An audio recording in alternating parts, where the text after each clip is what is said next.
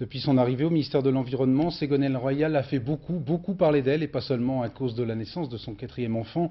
L'interdiction d'importer des déchets ménagers ou hospitaliers, une nouvelle loi sur les paysages, l'enterrement des pylônes électriques ou encore un projet de limitation de la consommation des voitures.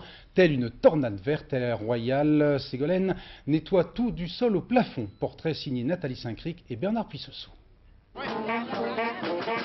Une semaine sans coup d'éclat de Ségolène est devenue une denrée rare. La très médiatique reine du Chabichou, bonne mère du Marais Poitevin, gère sa carrière en fanfare, sous l'œil bienveillant du chef de l'État.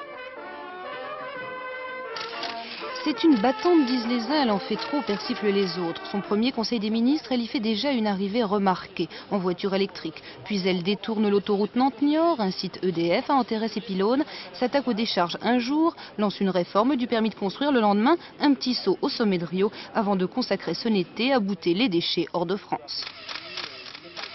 Agenda surchargé, elle prend quand même cet été le temps d'accoucher. Celui aussi de convier la presse à la maternité pour donner les clés du succès. Il faut avoir une très forte organisation et puis surtout croire à ce que l'on fait et puis aimer tout ce que l'on fait. Une organisation, une ambition, un objectif.